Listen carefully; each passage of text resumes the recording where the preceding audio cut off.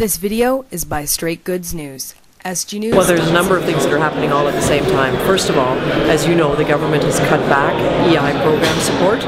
So for people who have questions about that, we now find out that they can't even get answers on the phone. The government has service standards, meaning that Canadians can have an expectation that their phone calls will be answered in a certain amount of time. Only 1 in 4 Canadians actually gets to speak to a live voice. The others are all on jammed phone lines waiting for someone to pick up. We also know that the minister's answer in the House today is patently false. She said that the government does add new staff when it's needed. Well, we know that even when the government has added temporary staff, it's made no impact in terms of the service that Canadians receive.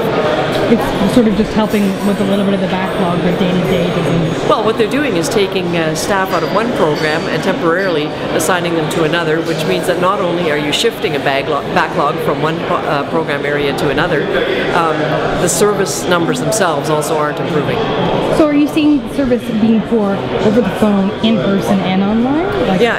When people go to the Service Canada counters for help, they're being told to call the call centres. When they call the call centres, they don't get help, they get Muzak.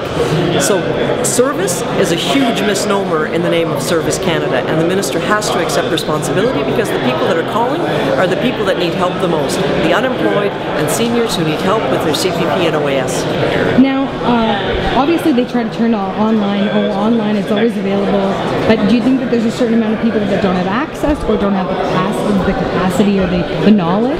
And that's a really good question. In fact, both are true. We know, for example, that in Sturgeon Falls right now there's an office that doesn't have any computers at all. So they can't provide computers for people to whom they're suggesting to go for internet access. The other thing, though, is that people need help in interpreting some of these programs. That help used to be available, and now, because of staff cutbacks, it's harder and harder to access that kind of help. And when you're in dire straits, when you need support from EI, a program that you've paid into all of your life, you deserve to get answers from your government. Could you mind giving me 1 or 2 examples of some certain circumstances of certain constituents that have given you feedback?